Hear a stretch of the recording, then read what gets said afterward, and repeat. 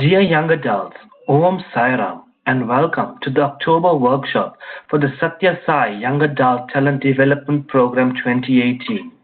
Before we kickstart today's workshop, let us start with three Oms. Om.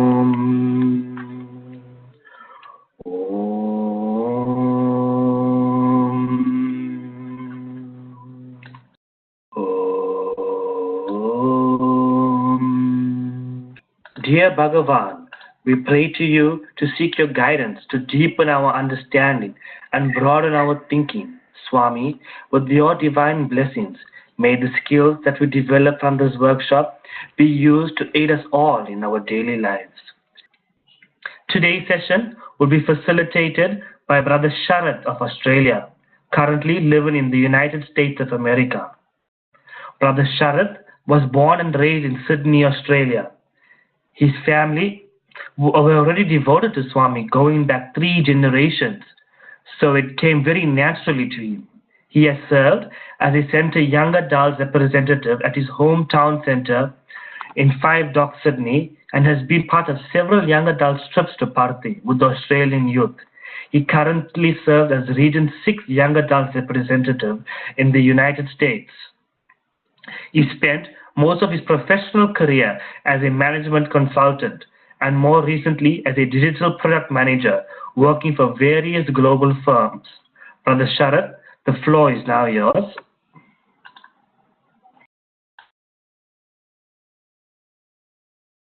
Sisters, and welcome to today's session.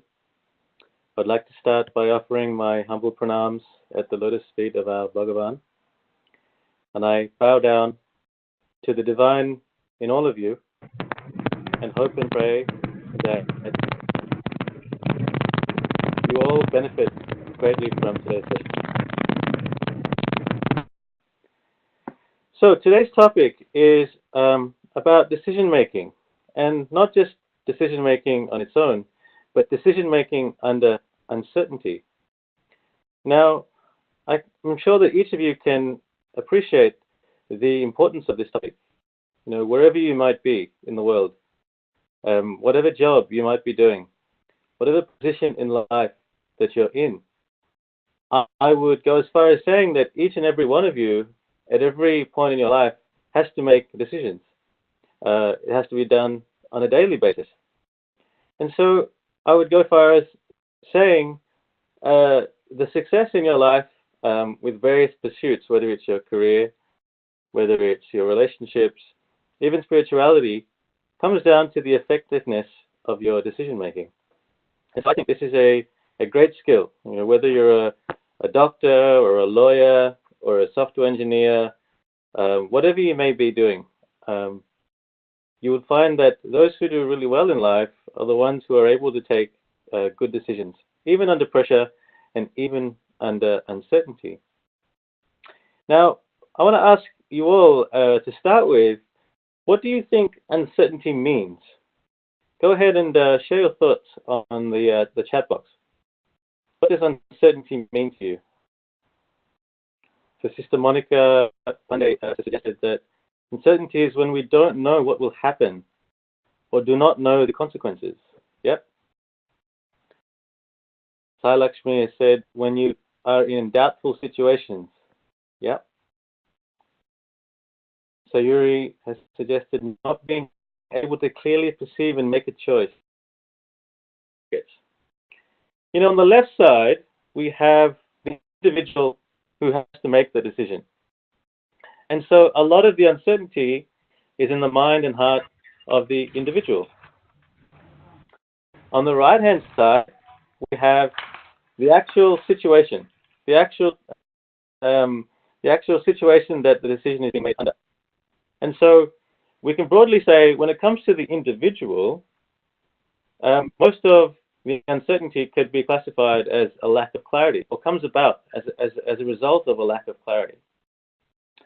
On the right-hand side, we could say that in regards to the situation that you're in, most of the uncertainty comes down to the risk. And so we can look at uncertainty in these two parameters. Now I'm going to go ahead and break lack of clarity down in the individual a little bit further.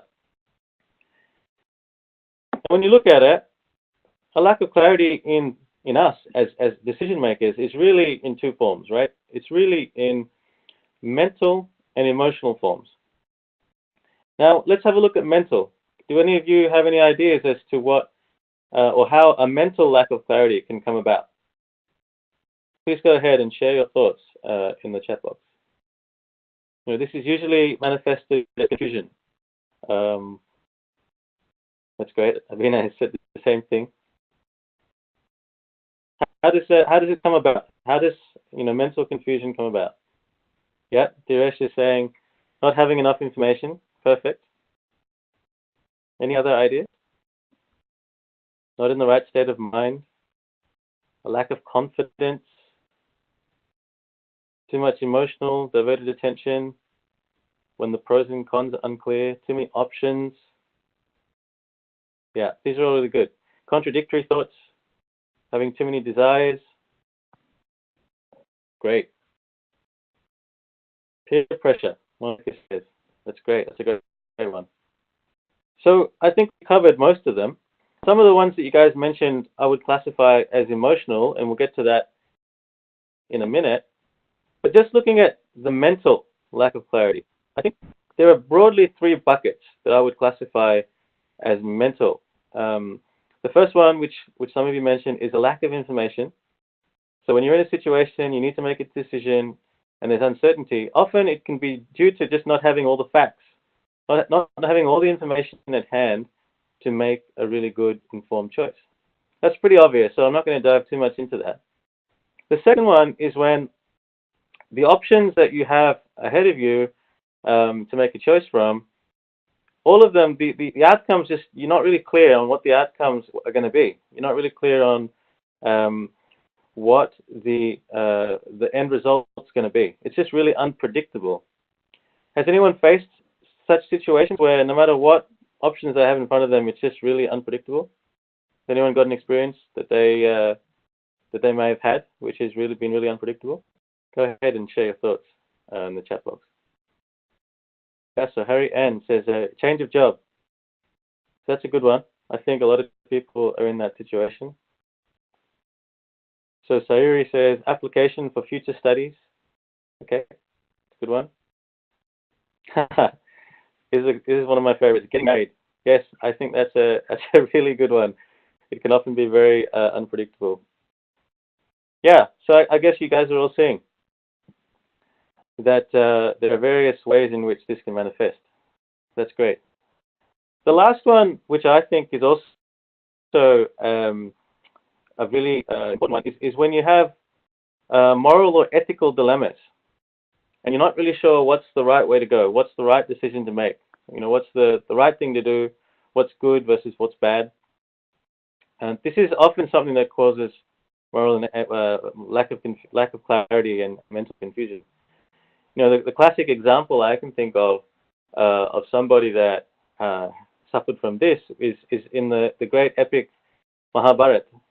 Our dear Arjuna, before starting the war, he decides to almost give up because he's caught in this moral and ethical dilemma, and he doesn't want to kill his kith and kin, and he's dejected. And Krishna comes in, and that's when the Bhagavad Gita, which goes on for a long time, comes in to kind of alleviate his trouble in his mind.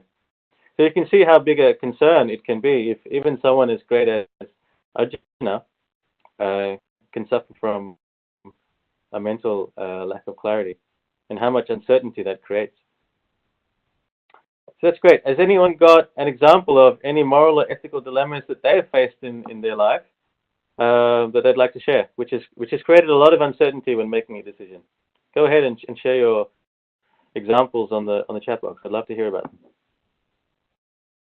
Nivashini says, when deciding to do what is right as opposed to what everyone is doing at the moment. Yeah, that's a great one.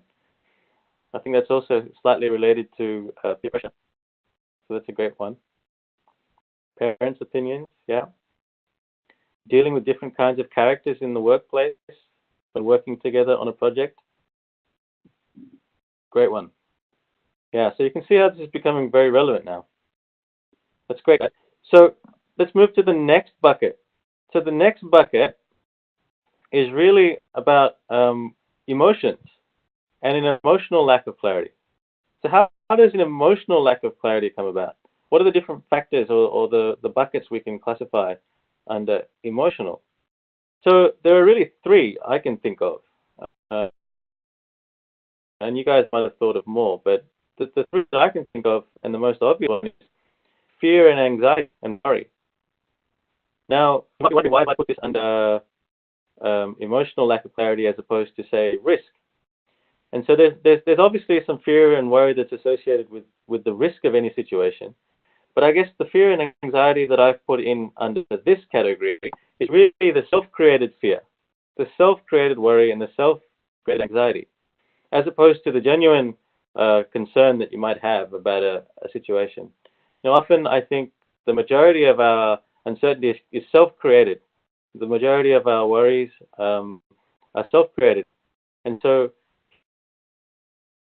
yeah, I think there's a lot of fear maybe related to various things in your life. It may be your past. And so your past influencing your current state when you're making a decision. And all kinds of fears may come into your mind when you have to make a decision, and you're not even sure why it's there, but that it's there. Has anyone experienced this before in their life when they've had to make a decision or they've had to do something in their life which is really important, and suddenly they're just gripped by fear? Is that an experience that anyone has had? And if so, I'd love to hear how that's affected you and in what situation. Go ahead and share your thoughts in the chat box. So I have a really good one. I went to this theme park recently, and there was a big platform which you are supposed to jump off, and when you jump off, you land in a big pool of water. And I'm a little bit afraid of heights, and I don't even know why I'm so scared of heights. But when you walk to the edge of the platform and you look out, it's only an 8 or 10 meter drop, but it looks like eternity from up there. And the decision to jump off became so difficult for me because of the fear that I had of what might happen. And so, in reality, the fear of actually getting hurt or injured is pretty small, because the theme park would have looked into all of the risks associated with that and minimized them and taken the necessary safety precautions. But most of the fear that I was facing was created by my own mind, created by my own fear of heights and maybe things that happened to me in the past. And so I was gripped by my own mind. And so the uncertainty was created by me. So that's my example. Let's talk about maybe the example that Deepika has come up with. She said, without providing any level of examples or specificity, I think the problems originate between the approach of being pragmatic in a world consisting of rules and regulations. Rules exist to serve and aid our decision making. In my humble opinion, perhaps this is my cause of discomfort or fear. Yeah, I think that's true. Deepika, thanks for sharing. She goes on to say, often we may make choices according to our gut feeling or inner conscience, but this may be against the wishes or advice of our parents. Yeah. So that brings us to the next bucket of fear, which is conflicting desire. And the third one is external influences. So let me touch on external influences first, since Deepika, you mentioned it. So there are times in our life, I guess, where multiple people have input into your decision. Parents is an obvious one, right? And so their points of view come into the picture. Maybe at the workplace, you may have colleagues that have an opinion on your work, and their point of view often maybe as your judgment. Maybe it is your friends who want to do something that they think is cool, and they want you to do it too. It's classic peer pressure, right? So all of these voices, I guess, make it a little bit hard for you to decide at times very clearly what it is that you want to do. And so therefore uncertainty comes about because of external influence as well. And I think a lot of you have already mentioned some of the experiences you've had with perhaps making decisions with your parents' ideals in mind. And so that's a really classic case. And so I wouldn't say necessarily that's fear, but I guess each of you might classify things a little differently. I would say that's just not knowing how to navigate through different perspectives and how to keep people happy. And I think some of the challenges here is that we try to keep everybody happy and we're not really sure of what we really want and what we really stand for. And so I think it's partly not knowing that, not knowing what we really want, which is also related to, I guess, the idea of conflicting desires. And this is really a personal thing, right? What I'm talking about here is when you have two things that you may like equally or may want equally, and you're not able to decide between which one you want. And sometimes decisions are mutually exclusive. And so when you choose one thing, you have to give up on something else. Has anyone faced a situation in their life where they've had two desires that they want, and they're both kind of mutually exclusive? So if you choose one, you got to give up the other, in which that's caused a lack of clarity. Has anyone got any examples of that? I'd love to hear that.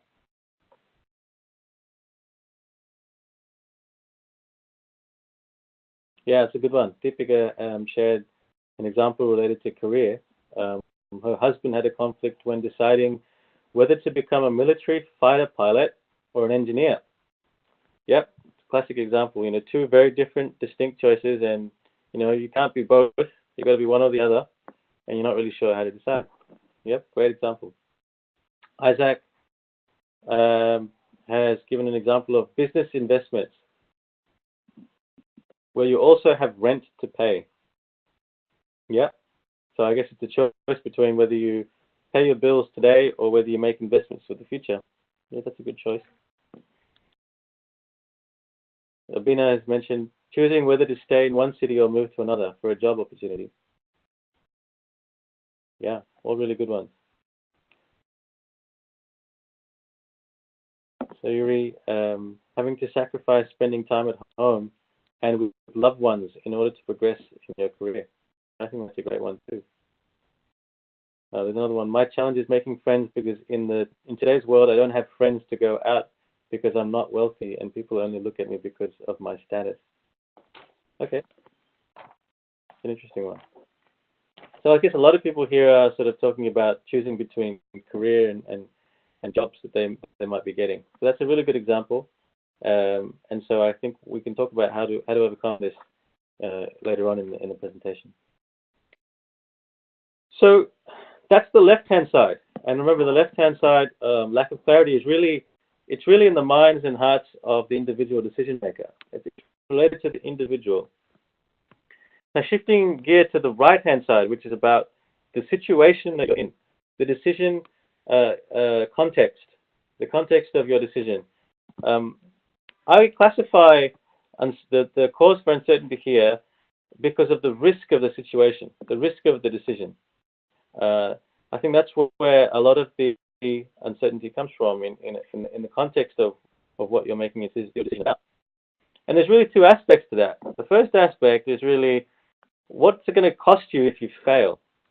And so failure is something that a lot of people worry about. I guess failure is a cause for fear and anxiety as well.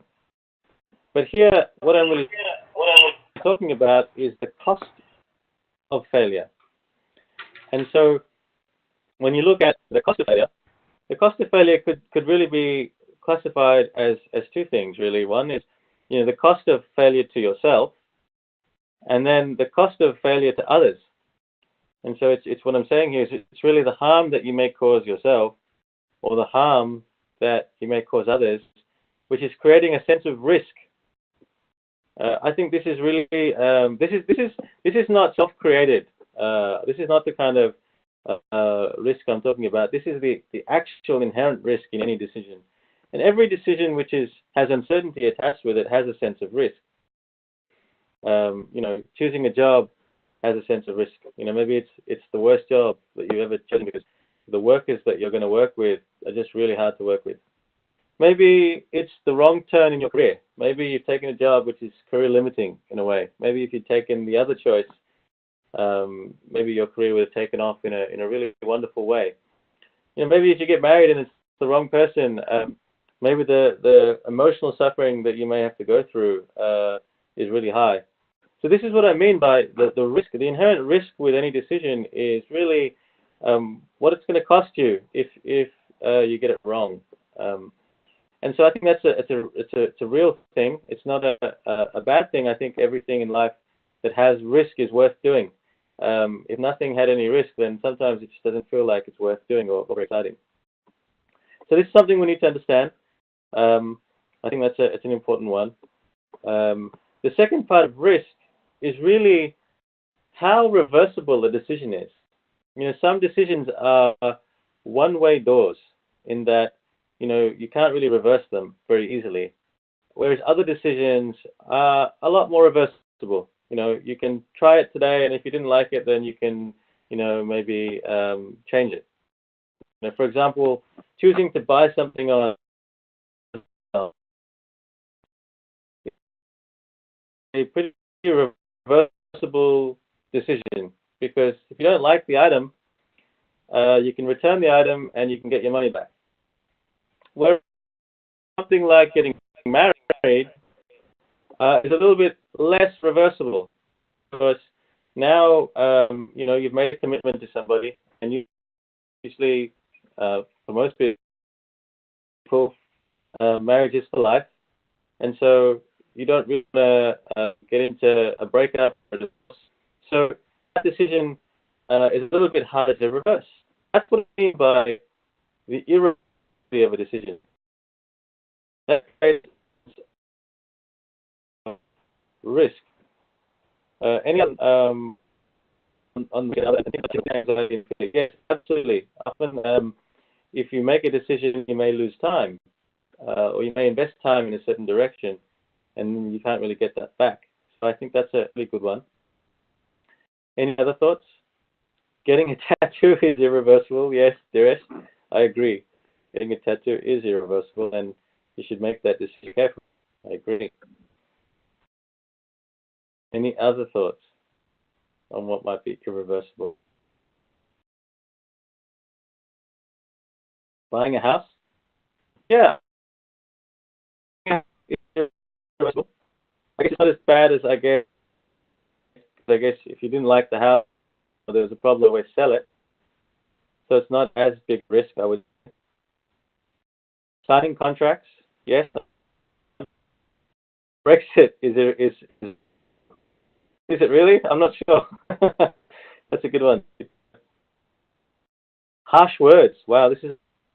Yes, Swami often says that you should the words you use, because once you spoken word harsh, it's very hard to take back. Well, you can't really take it back at all, right? The damage has already been done, and the reaction has kick-started. Having a child, yes, I think that's a really irreversible decision. Having a child is very irreversible, which I guess is why people think a lot about it, and certainly they should. So I think you all get the point. Now, before we move on to the solutions, I just want to point out here: if you look at this chart, where are most of the causes for uncertainty coming from? Is it the left side, or is it the right side? I'd love to hear your thoughts. Yeah, so I guess a lot of people are saying left side. Anyone disagree? Anyone think it's the right side? Tajana says it's the right side. Why do you think right side?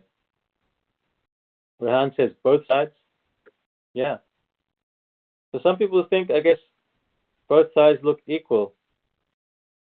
So Tajana says she thinks it's the right side because it directly affects us. Yeah, I guess you could argue that the left side directly affects us too, I would say. And so I guess the point I'm trying to make is my view, and I might be wrong, don't need to take this as the gospel truth, but my view is that most of the uncertainty in our lives when we're making a decision comes from within us. On the left side, it comes from our mental confusion and emotional confusion, and a little bit less to do with the risk that you're in. I think that would be my perspective, and I think for most of us who are on the spiritual path, the ability to deal with the individual becomes really, really important. And so I think this is something that I think we need to get better at as individuals is dealing with our mental lack of clarity and our emotional lack of clarity. To some extent, we'll also talk about how to handle risk and how to look at risk. That's also, I'm not at all underplaying the value of that, but I would say that on the most part, for most people, in most situations in their life, a lack of clarity is the cause for most of the uncertainty. Now we're going to move on. So the next section is really about, so now that we know where uncertainty comes from and we have a really good mental model, so how do we get comfortable handling uncertainty? What is the solution to overcoming these challenges? There's various things that people have learned about, and I often, say to myself that I only ever tell other people about things that I do myself or I have experienced. I can't tell you about all the things that I might have read about which I haven't done. I think that would be ingenuine, and you guys probably wouldn't believe me anyway. So I'm going to talk to you a little bit about the things that I have learned in my life and how I've overcome uncertainty. But I'd also love to hear, I guess, throughout the presentation, your feedback and your ideas in addition to my own. So let's get started. So when I worked, one of the things I do on the side is I've been working as a life coach, and as a life coach, one of the things that we do with our clients is we teach them a technique called reframing. And reframing, really, in a nutshell, is changing the way you look at something. So you put a new frame on the same idea or same concept. And by doing that, you're able to look at that concept in a totally different lens. And so I think the first step in dealing with uncertainty is to look at it differently, is to reframe uncertainty in your own mind. If you've looked at uncertainty in the past as something that you don't want to deal with, or something that's negative, or something that should be avoided, then I think that has a certain connotation, and that can take your experience of uncertainty as particular. And I think that's probably the way that a lot of people frame uncertainty today, is to look at uncertainty in a kind of a negative connotation. But I would like to say that uncertainty is not a dirty word. Uncertainty is something that I think we should embrace.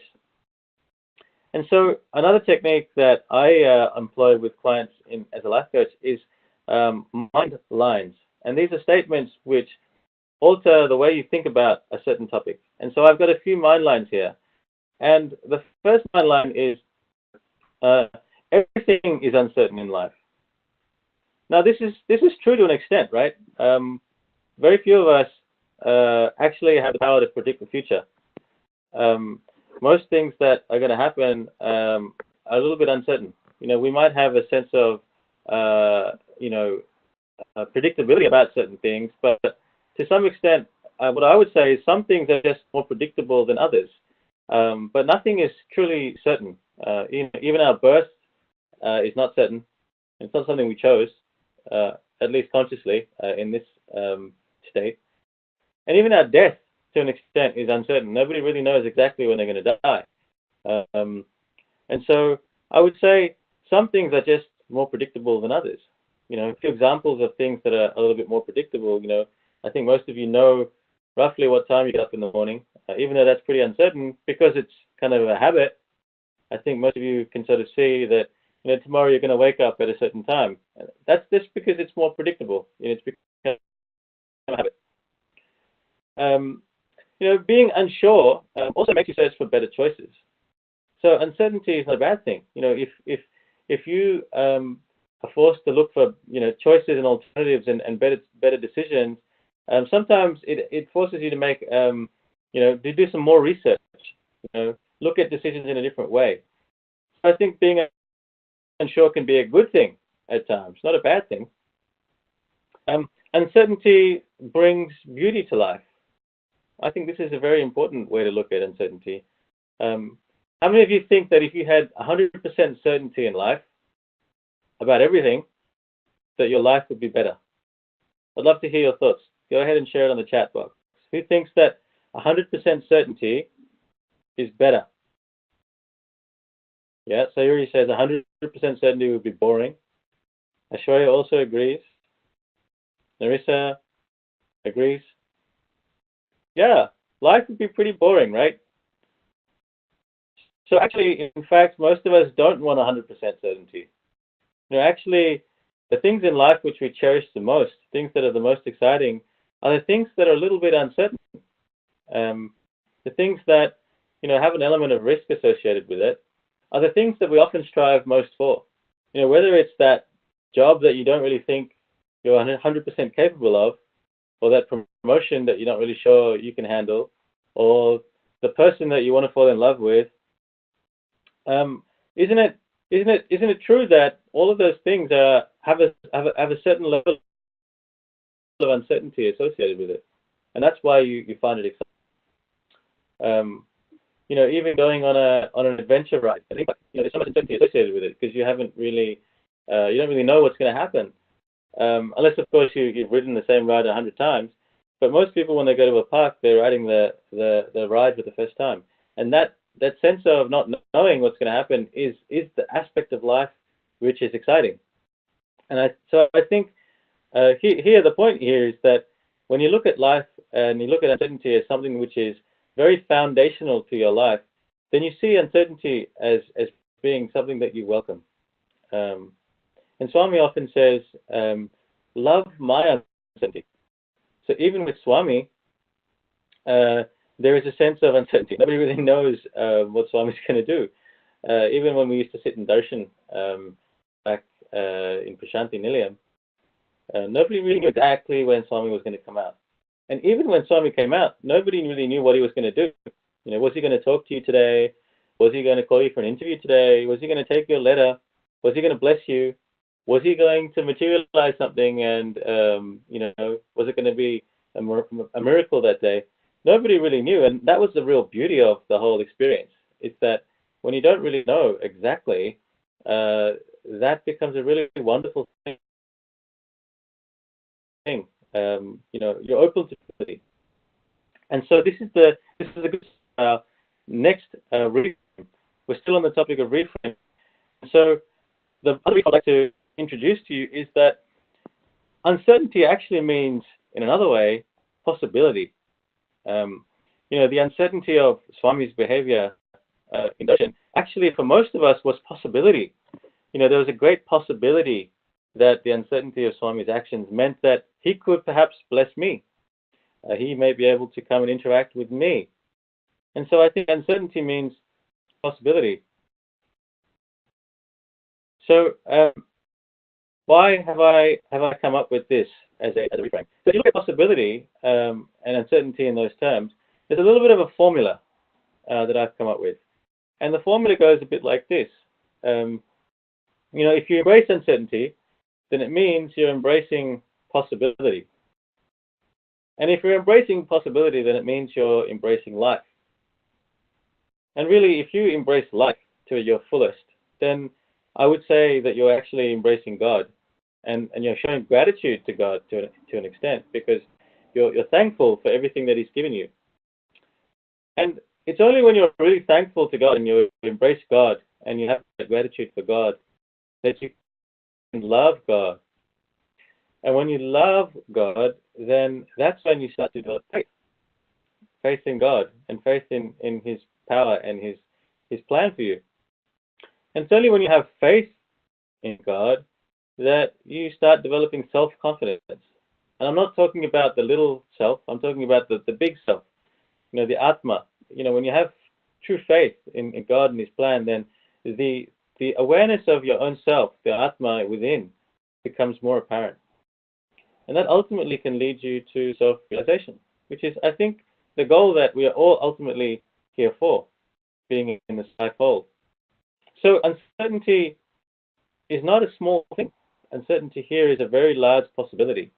And so if you look at uncertainty in that way, that's the first step in really embracing uncertainty and making use of it.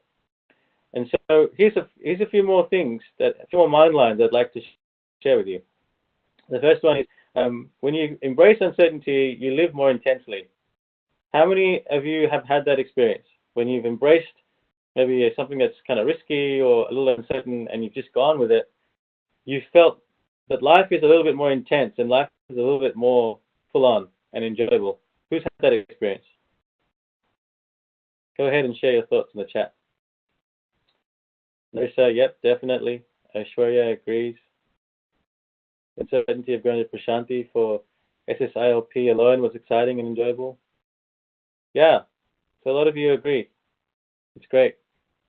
So I agree. I think if you look in the world, it's the people that have embraced the possibility of their life, the uncertainty of following their dreams, following their passions, following the things that they really believe in, which they're not really sure they're going to get make a success of. It's those people that are really living life a little bit more intensely. You know, if you look at famous basketball players or sports stars or musicians or actors or anybody out there that's embraced the possibility of living to their fullest, they look and they probably are living life a little bit more intensely and therefore enjoying it. So I think that's the first statement. The second statement is really failure is part of the deal in life, in anything that you do. So when you embrace uncertainty, sometimes you're going to fail, and that's okay. I think if you really want to get good and comfortable with making decisions under uncertainty, then you have to accept failure as part of the deal.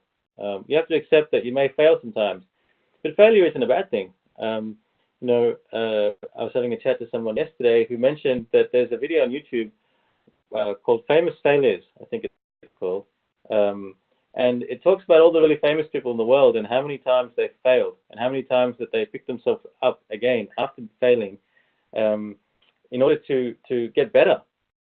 So I think if you look at failure as a way of getting better at something, then you accept it as part of the deal, and it stops you from resisting the uncertainty. I think Michael Jordan, who's probably the greatest basketball player ever, often talks about his failures in the early days. He didn't even make his college basketball team initially. They cut him from the team, it seems. And it's later on that he looked at his failures and why he wasn't doing well, and he improved on them, and then became the greatest basketball player that ever lived. So I think that's a really important one. So there's some thoughts on the chat, which I'll just read out. So Yuri says, we shouldn't let our failures hamper our self-confidence. Yeah, exactly. Janisha says, failure is a step to success. Absolutely. Exactly what I'm sort of getting at here is that it is a step to success. So the next one that I want to share with you is, playing safe is limiting. It's very easy to choose what's simple, what's comforting, what's within your comfort zone. But I guess each of you, I don't know if you've experienced this in your life. Don't you find that a little limiting? Don't you find that a little boring when you've taken away all the risk and just become really safe in everything you do and everything you choose? You might find that in your life things become a little boring. You're not really expressing yourself to your fullest. Has anyone had that experience where they've just been so averse to making any risky decisions that it's just been kind of limiting? Go ahead and let me know. Yeah, I myself, I can share an example. I often was very risk averse in the career choices I make. I often, went for jobs which I knew paid me very well and was kind of very commonly understood and acceptable, and the things that my parents kind of always approved of. But I found that later on in my career that I found that to be very limiting. I wasn't really reaching for my fullest potential. Abina said, yes, my old job paid well, and it was boring, and I was not learning or growing. Exactly. I had the same experience. That's great. I guess you guys are all sharing some great thoughts there. Let's move on quickly to the other 2 points before we move on to the next solution type. So I guess we've covered this before. We know that life's a bore without chance. That's something that we all sort of have talked about, and we agree. The last one is even love must be ever new and fresh, right? Often people that I've spoken to in my coaching days talk to me about relationship problems. And the relationship problems that they talk about is that they just feel bored in their relationship. They feel stuck. And I often ask the girls, what is it that you really want from your man? And they say, well, he's just become so predictable. Everything he does is kind of the same. There's no excitement or predictability in the relationship anymore. And so I think it's pretty clear here that even in relationships and in love, we need a sense of uncertainty. We need a sense of not knowing what your partner is going to do. And so a cool little trick here for anyone that's finding this in their relationships is to keep things exciting by doing new things all the time, by constantly innovating in your relationship. I think that's one way to keep it really fresh and really exciting. Has anyone got any experiences with that? Has anyone found that they've had some success by doing that in their relationship? Continue to share and do new things. Yeah. Always encourage each other. Okay. Great. Yeah. So you can see here that even in relationships, keeping things a little uncertain and keeping your partner constantly surprised is a great way to keep the relationship alive and active.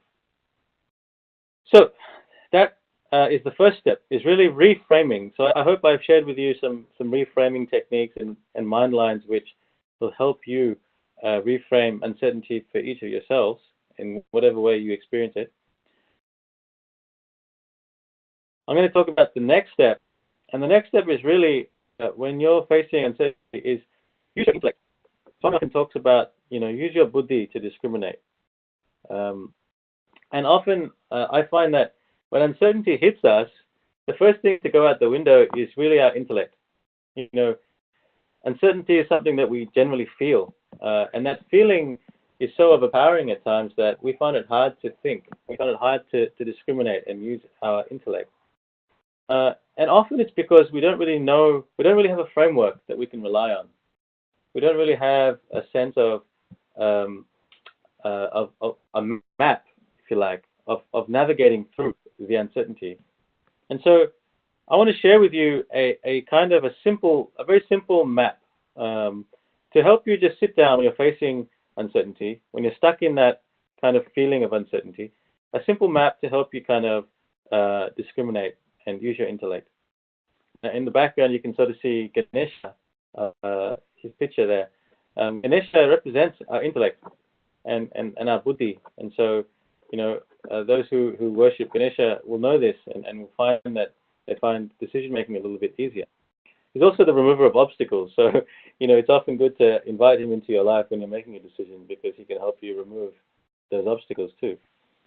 But let me share with you my thoughts on a simple framework. So, as a management consultant, one of the things that we share with our clients is we show them, we try and put the 3D world, the reality, into a simple 2D format.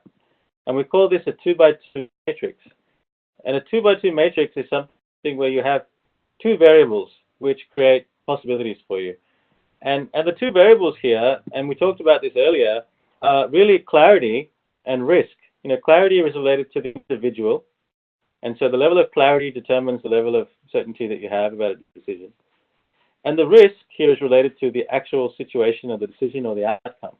And so these are our two dimensions. You've got clarity on the y-axis, and you've got risk on the x-axis. And it's created 4 boxes for us. Let's have a look at each of those boxes. And in the middle of the boxes, we've got some traffic lights, right? And the traffic lights, green, orange, red, I don't know which countries you guys are all from, but in Australia, green means go, orange means wait or slow down, and red means stop. And so let me explain to you what I mean by these colors and each of these boxes. So let's say that you're faced with a decision where you have a very low level of clarity. So you're either mentally confused or emotionally disturbed or worried, which is causing you to have a low level of clarity. And also, the actual situation decision you're making actually has a very low level of risk. So that's in the bottom left-hand corner of the screen. So you're in that box. No? Okay, I'll go to brackets. And I really didn't know my exact dates. I didn't really know. What my return date was going to be and what I was going to do when I was going to my destination. And so, in this particular example, I have a low level of clarity about it, and the risk is actually pretty low. So I don't have anything that's going to cause me trouble. The only real risk there is maybe the change fee. Let's say I change the date of travel, or maybe I need to go to a different place. There's a little bit of cost associated with it, but it wasn't a huge amount, and so the risk is also really low. So that's an example. And so when you're faced with such a scenario, the orange light sort of says to you, don't jump straight into it. Take your time, slow down a little bit, and ask yourself two questions. Have you done your homework, firstly? And in the example I gave about booking my flight tickets, I hadn't done my homework. I hadn't figured out exactly where I wanted to go. I hadn't figured out the exact dates. And therefore, trying to actually find flights for my journey became a little harder. So the first thing you need to do is to do your homework. And when I say that, I mean, make sure you have all the information that you need and you have all the facts. That's the first step. Without that, you're not really going to get very far. The second thing is you need to ask yourself, what do you really want to do? Or what do you really want out of this decision? And so in my case, when I was deciding about my travel, it was really a leisure trip. And so I really didn't know how I wanted to spend my time. I really didn't know how I really wanted to enjoy the holiday. And so I had no clarity about what I wanted to do. And so when you really know what you want to do, maybe you'll make a completely different choice altogether. And so that's why I'm saying here, if you're in that situation or you're in this box with your level of decision, then you need to slow down before you jump into anything. And so I've got a question here from Deepika. Sharat, if I have intellect and if we can use this to make good decisions, then why do we need traffic lights? So I guess what is intellect then? I guess is something that you're sort of asking. And so here, intellect is something that is your ability to discriminate, your ability to look at the situation and look at all the options and decide based on a more informed choice. And so all I'm saying here is that when you look at a decision in this way and you put it into a structured way and you look at it from all the angles, you're actually using your intellect. That's the point I'm making here. And so the traffic lights kind of sort of suggest to you, in some situations you're going to be able to go ahead. In some situations you probably need to wait and probably get more information or ask yourself some more different questions. And in other situations you perhaps need to stop altogether. So moving forward, let's say you're in the top box. Here, what's happening is you have a high level of clarity, and you also have a low level of risk. So in that scenario, what I would say to you is, what's stopping you? Go for it. If it's something that you're really clear about and you're really sure about it, then you should just go for it. And so you should ask these two questions. Should I just go for it? And what's stopping me? And is it really important? So that's something that I think you should just, procrastinators are people that sometimes are in this category. They know what they want, but they just don't do anything about it. And so I think in that situation, you should just go for it. The other two, in the top right-hand corner, you've got, a situation where you have a high level of clarity, but also the risk is also really high. That's why I'm saying you should sort of slow down. Ask yourself 4 questions. This is one where you should ask yourself 4 questions. Is it what you want? And if it is, then that's great. And if it's something you want, are you prepared for whatever is going to come? So are you prepared with dealing with failure? If you are, then that's great. And if you are, then you have to also ask yourself, is it worth it? Is the decision you're about to make worth it? And are you willing to go for it, even though there may be some challenges associated with it? And the last point I would say is, have you surrendered? Have you surrendered yourself to God and the possibility of life? Because without surrender, I don't think you can achieve anything. So those are the 4 questions I would ask on that side. And the last box, which is the red box, which I'm saying you should stop, is when you have a low level of clarity, but you have a very high level of risk. This is something where these are situations where you can get yourself into a lot of trouble. Not knowing what you're going to do, not having clarity about what you're going to do, and being faced with a lot of risk is something that I think is a really risky situation. So 2 questions I'd ask is, have you really thought about this deeply, and are there alternative options? So these are 2 questions that I would ask.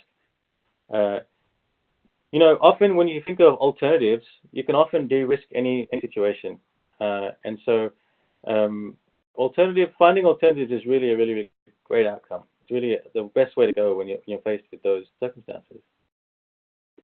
In the interest of time, I'm going to move forward. So the third way to really make the best decisions is surrender. And so, oh, excuse me, I missed the slide. Let me just go back a little bit. One other thing about discrimination. So let's just go back to discrimination for a second. One other technique that I apply in my life is something called the psi principle. And the psi principle is something that Swami often tells us, and that is, when you put Swami first, and then you put all others next, and you put yourself last. And so, what does that mean? In any decision that you're making, and this is often a really good one when you're faced with decisions that are, perhaps morally or ethical dilemmas, or something that you're afraid of, or something where you're not really sure what's right or wrong. This is a really good framework to apply, and I've applied this often in many cases in my life. And so there are really 3 questions that you should ask yourself. Will my decision please Swami? Does it benefit others involved? And does it benefit me? These are the 3 questions you should ask yourself. And they're really kind of, say 7 kind of possibilities here, right?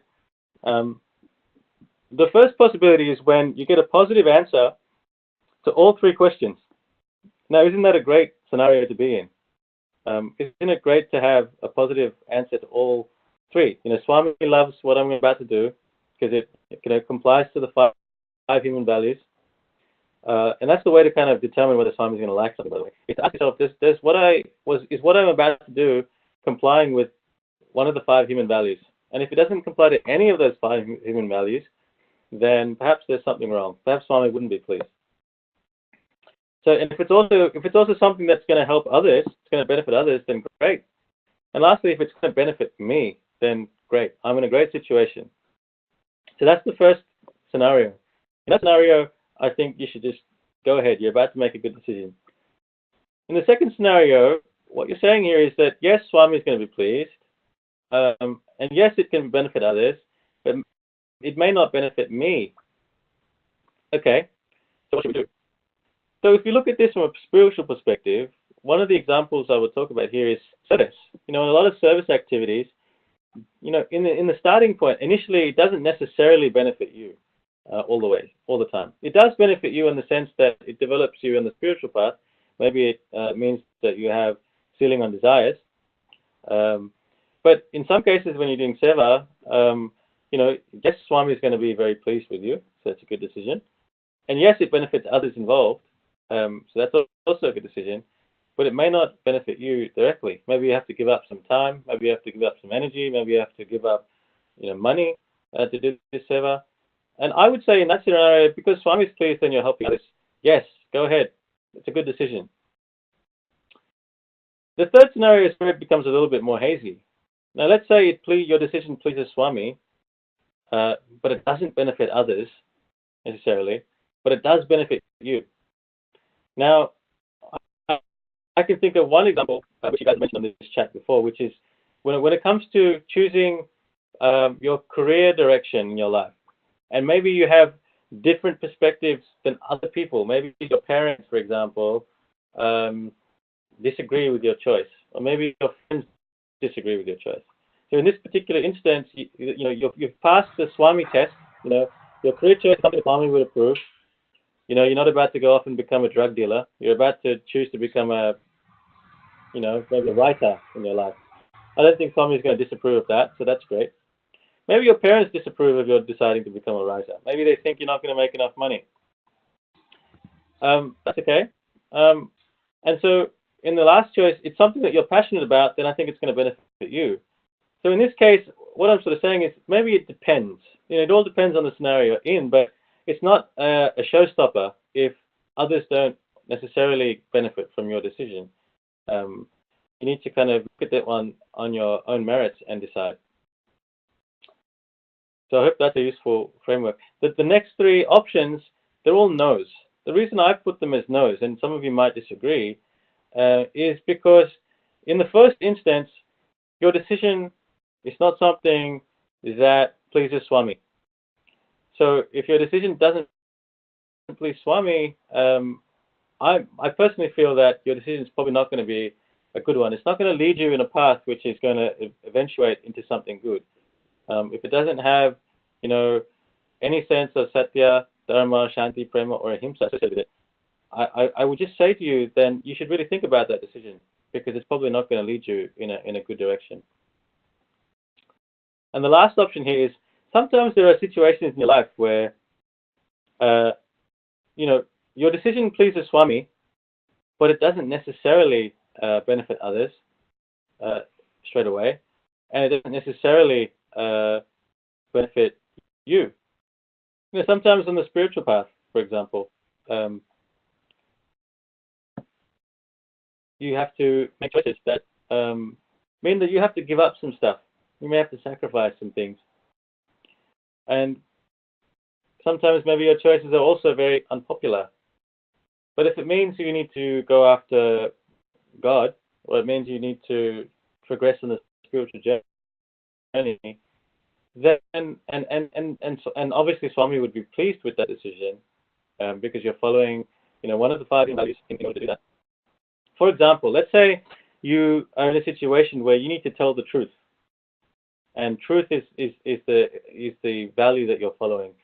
Sometimes telling the truth means that it's not going to benefit you. Maybe you're going to get into a lot of problems by telling the truth, but it's the only option you have. And also by telling the truth, maybe others are not going to like it very much. That's an example of where you need to use your discrimination here and make that choice. If truth is the ultimate choice here, then sometimes you need to follow that.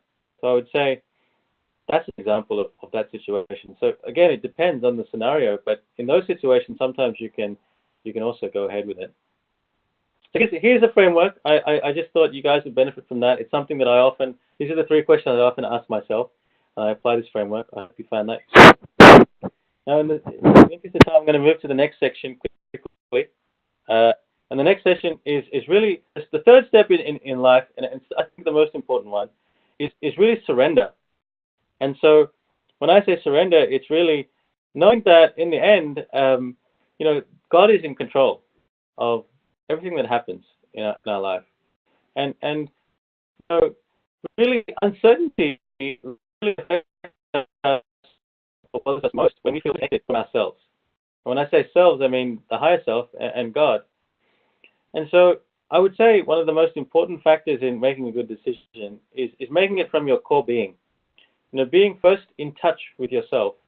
And in order to do that, obviously, you need to, first have a sense of clarity about what the decision is. But really then surrendering yourself 100% to the decision and to God is going to help you make a really a good decision. And so, you know, I think sometimes when you're in that state of surrender, when you're in flow, then you don't really have to make any decision. Sometimes things just happen in flow. They just happen on their own. And so I think that's probably one of the most important points here is really being connected to yourself and surrendering yourself is probably the highest aspect of this whole presentation. It's really, I think, the foundational element of decision making is having a sense of connection to God and connection to yourself and knowing that God has a plan. Which brings me to the last slide before we get into some questions, and that is, in the end, there really isn't any uncertainty for God. You know, there are hundreds of quotes that I've come across where Swami has said that, you know, not even a blade of grass moves without the will of the Lord. You know, I've heard Swami say, you can't even think without my will. And so if you're thinking something, then in some ways it's Swami that's motivating you to do that. You know, and if you thought through a decision or thought through all the different options and you're about to make a choice, then you know that Swami has willed it. Swami has willed you to think through any decision in that way and make a choice. And he wants you to go through that experience. And even if you fail, know that that is something that God has wanted for you and Swami has wanted for you. And so that's something that you need to be comfortable with surrendering to. And the lovely quote that I think I like a lot is, Swami says, "Why fear when I am here? Put all your faith in me. I shall guide you and guard you." I love this one because, you know, often one of the challenges I've faced is fear when making a decision. And whenever I face that fear, whenever I face that sort of worry, I often remember this quote, "Why fear when I am here?" And I just know that Swami's got our backs. Swami's always going to take care of us no matter what happens. So that's a great way to surrender yourself, is to remember this one. The last one is Swami saying, you know, man falsely imagines, you know, I am doing this, I'm planning this, but really it's the supreme, all-pervasive consciousness that motivates, unfolds the skills and operates the intellect. You know, that's the ultimate here. I think that whatever is going on in your life, whatever decisions you're about to make in your life, whatever uncertainty you're about to face in your life, know that, you know, the supreme will of the Lord has put you in that position, and that's ultimately guiding whatever happens to you. And with that, I would like to kind of bring the formal aspect of my presentation to an end. There's a couple of chat messages which I'd like to read out before we jump into any questions. Deepika has said, there's a beautiful sentence in John Hislop's book, My Baba and I, where it says that when we surrender, Swami takes over and showers us with the love of 1,000 mothers, guiding and guarding us more than we could ever imagine.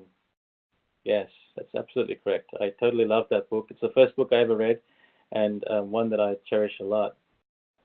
But I want to open the floor now to all of you, wherever you are, and see if you have any questions. It's kind of Q&A time. We've got about 15 minutes left, and so if you have any questions, then please go ahead and I'll try and answer them to the best of my ability. But I hope you've enjoyed the presentation so far. So there is one question. Monica has asked the question, if everything is destined, then where does choice come into the picture? So a person that I knew very well, his name was Arthur Hilcoat. He was very close to Swami. He often used to say this one thing. He used to say, know that everything is already been written in your life, but behave in this life as though nothing has been written. So know that everything is, but act as though nothing has been written. So even though things may be destined in your life, it doesn't mean that thoughts will not arise. It doesn't mean that choices won't arise and decisions don't have to be made. I think the very choice that you may be making may be something that God wants, but it doesn't stop you from having to go through that experience in your life. And so you need to use the mental faculties that you've been gifted with.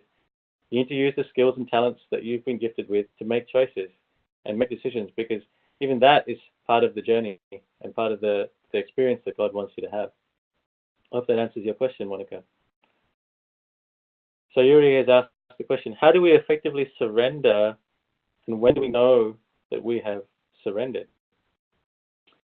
That's a really great question, Yuri, and the answer that I would give to you there is, when you've surrendered, there's an example that Swami often gives, and that is, when you jump on a train, when you're going on a long train journey, and you've got luggage with you, do you carry the luggage along with you when you're standing in the train, or do you put your luggage down? And when you put your luggage down, don't you feel a sense of relief? Like, wow, that weight has just come off my shoulders.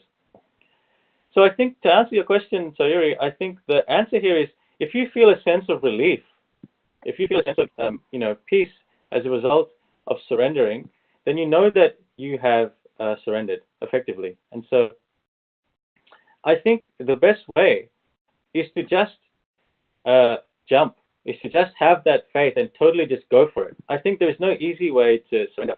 I think a surrender is kind of a zero-sum game. It's either all or nothing. You can't sort of partially surrender. You have to totally surrender. And so the only way to surrender, I think, is to go all in. And know that when you go all in, God takes over. And you have to have that faith that God will take over. So I hope that answers your question, Sari. Any other questions here? So Yuri had asked a question. Going back to the matrix, we all want to take everything to the high clarity, low risk category. However, risk tends to be something that we have less control over. Do you think that the preparedness or willingness to accept the consequences is all we need to go when the lights are orange? So let's go back to the matrix that you're talking about. So I would say that I don't necessarily agree there that we always want high clarity and low risk. Sometimes, in life, the things that are worth going for are the things that often have a high level of risk. So I wouldn't necessarily agree with you there, Yuri, that we always want high clarity and low risk. I think, the preparedness to accept whatever comes is one thing, but I think, there's a lot to be said about doing your homework. There's a lot to be said about using the faculties that God has given us to get clarity and to make good decisions. And so I think if you're very prepared and you're willing to accept life and you've surrendered, ultimately I think surrender is the key point here, then I think that's all we really need. I think God takes over from that point on. Hope that answers your question, Yuri. Thank you so much, Brother Sharat, for this energetic and engaging workshop to help us to understand how we can make decisions despite the many existing uncertainties. I'm sure all of us have learned something from the session. We recommend that if you have not already, please do like the Sai Young Adults page on Facebook and Instagram to keep up to date with the latest on the workshops. Recordings of the past workshops are available on the official SSIO YouTube channel with a playlist called SSIO Young Adults Talent Development Program. Thank you, everyone. Now let us close today's session with the Om and three Shantis. Om.